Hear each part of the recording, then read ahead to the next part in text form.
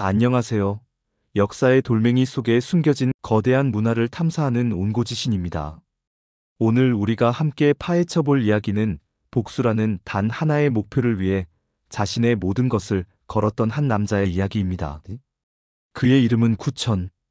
2500년 전 춘추시대의 마지막을 장식한 비극의 주인공이자 우리에게 와신상담과 토사구팽이라는 잊을 수 없는 말을 남긴 인물이죠.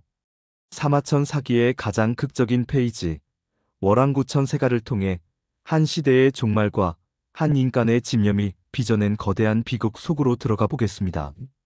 때는 춘추시대 말기, 하늘의 아들이라 불리던 주나라 왕실의 권위는 땅에 떨어지고 천하의 제후들이 서로를 물어뜯으며 패권을 다투던 혼란의 시대였습니다. 바로 이때 중원의 변방으로 여겨지던 장강유역에서 두 개의 신흥 강국이 떠오릅니다. 바로 오나라와 월나라입니다. 그리고 이 두 나라의 운명은 오왕부차와 월왕구천이라는 두 라이벌의 등장과 함께 피할 수 없는 비극의 소용돌이 속으로 빠져듭니다. 지금부터 펼쳐질 이야기는 단순한 전쟁사가 아닙니다. 인간의 집념과 배신, 그리고 권력의 비정함이 빚어낸 한편의 장대한 서사시입니다. 이야기의 주인공, 구천이 다스린 월나라는 어떤 나라였을까요? 사마천은 월나라의 뿌리가 아주 먼 신화 시대, 중국 고대 문명의 시조로 숭상받는 우임금에게 닿아 있다고 기록합니다. 월나라 왕실은 자신들이 하나라 소강임금의 서자이자 우임금의 제사를 받드는 신성한 후예라고 주장했죠. 이는 단순한 족보 자랑이 아니었습니다. 당시 중원 국가들은 몸에 문신을 하고 머리를 짧게 자르는 월나라의 독특한 풍속을 보며 오랑캐라 멸시했습니다. 하지만 월나라는 우리가 바로 너희가 숭배하는 가장 위대한 성군의 직계 후손이다라고 외치며 기존 질서에 대한 도전을 정당화하는 강력한 명분을 내세운 것입니다. 변방의 이단아가 가장 신성한 혈통을 무기로 역사의 중심에 서려 했던 것이죠. 오나라와 월나라의 질긴 악연은 월왕구천의 아버지대에서 시작됩니다.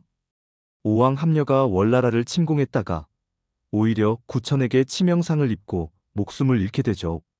함녀는 아들 부차에게 반드시 이원수를 갚아라 라는 유언을 남깁니다. 아버지의 유지를 받든 부차는 복수의 칼을 갈았고 위협을 느낀 구천은 선제 공격을 감행합니다. 하지만 결과는 참패. 구천은 회계산이라는 작은 산으로 쫓기는 신세가 됩니다. 바로 이곳에서 훗날 그의 인생을 지배하게 될 회계지치, 즉 회계산의 치욕이 시작됩니다. 절체절명의 위기 속에서 구천은 목숨을 구걸하며 부차에게 항복합니다. 오나라로 끌려간 그는 왕의 신분에서 하루아침에 노예로 전락합니다. 마구간을 돌보고 심지어 부차의 병세를 확인한다는 명목으로 그의 대변을 맛보는 등 인간으로서 겪을 수 있는 최악의 치욕을 견뎌냅니다. 이 굴욕의 시간 동안 그의 충신 범녀는 오나라의 탐욕스러운 재상 백비를 뇌물로 매수하며 물밑에서 치밀한 외교 공작을 펼칩니다. 그리고 마침내 부차의 경계심을 완전히 무너뜨리고 구천의 귀국을 성사시키죠. 월나라로 돌아온 구천의 삶은 오직 복수라는 단 하나의 목표를 향해 재편됩니다. 그는 직접 밭을 갈고 그의 부인은 길쌈을 하며 백성들과 고통을 함께했습니다. 그리고 그 유명한 상담의 고사가 시작되죠. 잠자리에 쓸개를 매달아 놓고 앉거나 누울 때마다 그 쓴맛을 보며 너는 회개의 치욕을 잊었는가? 라고 스스로를 채찍질했습니다. 동시에 인구를 늘리고 군대를 양성하는 한편 오나라에는 끊임없이 조공을 바치고 미녀 서씨를 보내 부차를 향락에 빠뜨렸습니다. 심지어 찐 벽시를 보내 오나라의 농사를 망치는 등 20여 년에 걸쳐 처절하게 복수의 칼날을 갈고 닦았습니다. 그리고 마침내 때가 왔습니다. 부차가 중원의 제후들을 모아놓고 자신이 패자임을 과시하기 위해 자리를 비운 틈을 타 구천은 오나라의 심장부를 기습 공격합니다.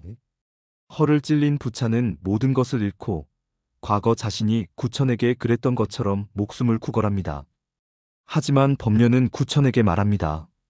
하늘이 월나라에 오나라를 주시는데 받지 않으면 도리어 벌을 받을 것입니다. 결국 부차는 스스로 목숨을 끊으며 저승에서 충신 오자서를 볼 낯이 없다며 얼굴을 가려달라는 유언을 남깁니다.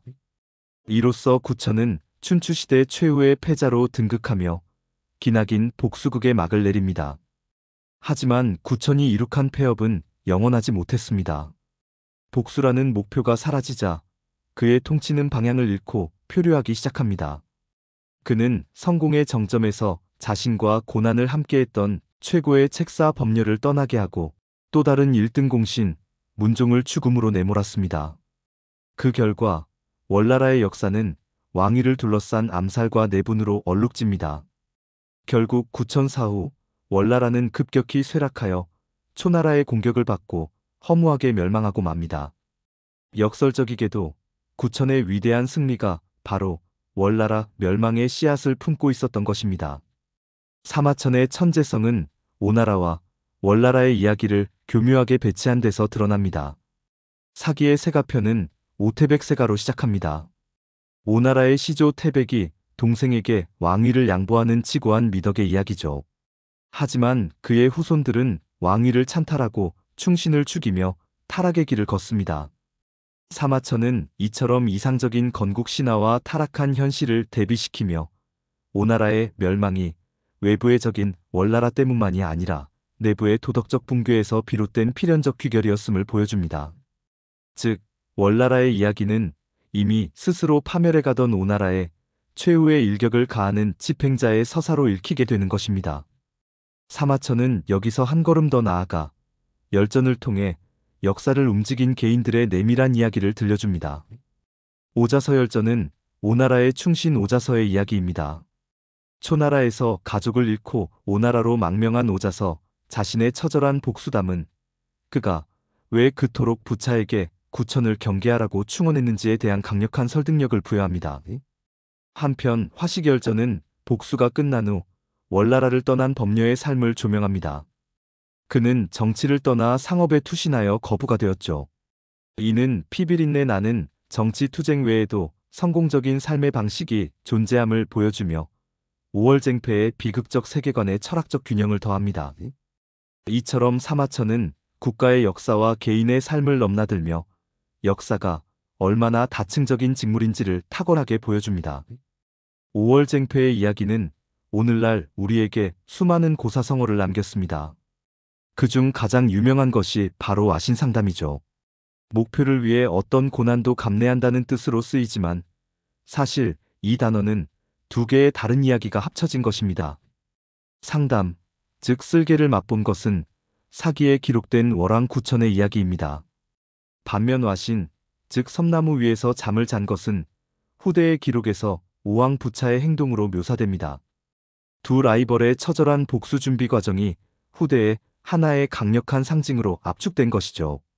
와신 상담의 진정한 가치는 역사적 사실 여부보다 복수라는 목표가 인간을 어디까지 몰고 갈 수 있는지를 보여주는 그 상징적 힘에 있습니다. 토끼 사냥이 끝나면 사냥개를 삼는다는 의미의 토사구팽. 권력의 비정함을 경고하는 이 섬뜩한 비유는 법녀가 문종에게 보낸 편지에서 유래합니다. 법녀는 구천이 고난은 함께할 수 있어도 안락은 함께 누릴 수 없는 인물임을 간파했습니다. 그는 월나라를 떠나며 문종에게 경고합니다. 나는 새를 다 잡으면 좋은 활은 창고에 들어가고 교활한 토끼가 죽으면 사냥개는 삼키는 법입니다. 하지만 문종은 자신의 공로와 충성심을 믿고 머뭇거리다 결국 구천이 내린 칼에 스스로 목숨을 끊는 비극적 최후를 맞습니다. 이는 권력의 속성에 대한 심오한 통찰을 담고 있는 시대를 초월한 경고입니다. 오월쟁패의 서사는 이외에도 여러 중요한 표현을 남겼습니다. 회계지치는 구천이 부차에게 무릎 꿇었던 사건을 가리키며 결코 잊을 수 없는 치욕이자 복수의 원동력을 상징합니다. 또한 장경우에는 목이 길고 까마귀 부리 같은 입이라는 뜻으로 법녀가 본 구천의 관상입니다. 그는 구천의 외모에서 그의 잔인하고 믿을 수 없는 성품을 읽었고 이것이 그가 구천을 떠나기로 결심한 결정적인 이유가 되었습니다. 사마천은 역사를 기록하며 태사공활이라는 자신의 논평을 덧붙입니다. 그가 본 구천은 어떤 인물이었을까요? 바로 인내와 잔인함이라는 두 얼굴을 가진 역설적인 인물이었습니다. 그는 복수를 위해 20년간 모든 굴욕을 견딘 인내의 화신이었지만 대업을 완수한 순간 의심과 잔인함에 사로잡힌 편집증적인 군주로 변모했습니다.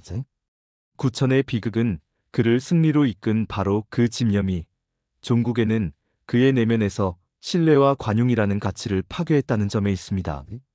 그는 전쟁에서는 이겼지만 평화의 시대를 다스리는 데는 실패한 리더였습니다. 그렇다면 월나라 승리의 두 축, 법녀와 문종의 운명은 왜 갈렸을까요? 두 천재 책사는 권력의 본질에 대한 이해에서 결정적인 차이를 보였습니다. 법녀는 권력자와의 관계가 본질적으로 일시적임을 간파한 현실주의자였습니다. 그는 임무가 끝나자 미련 없이 떠났죠.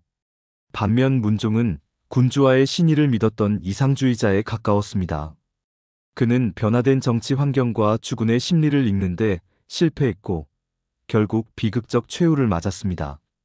사마천은 이 두 인물의 상반된 운명을 통해 성공한 신하가 처할 수 있는 두 가지 길, 즉 떠날 것인가 남을 것인가라는 영원한 딜레마를 보여줍니다. 패배자 오왕부차는 어떨까요? 그는 전형적인 비극적 영웅의 모습을 보여줍니다.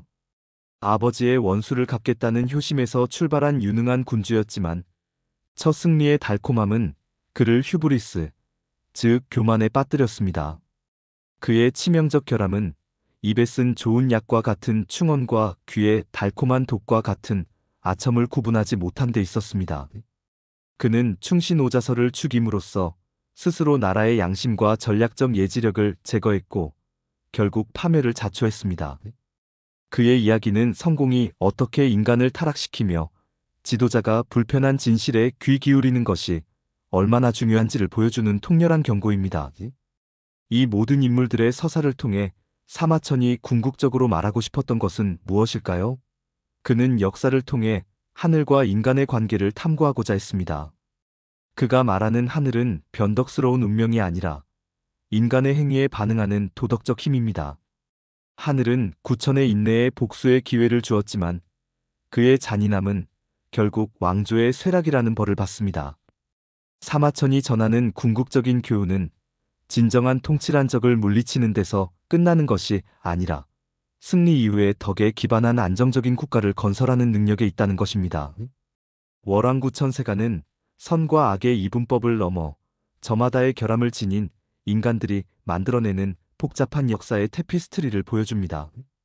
구천의 강인함, 부차의 오만, 법녀의 현실주의, 문종의 순진함이 얽히고 설켜 만들어낸 이 장대한 비극은 권력에 부패시키는 본성, 집념과 집착의 아슬아슬한 경계, 그리고 물러날 때를 아는 지혜라는 보편적인 주제를 통해 2000년의 세월을 뛰어넘어 오늘날 우리에게도 묵직한 질문을 던지고 있습니다.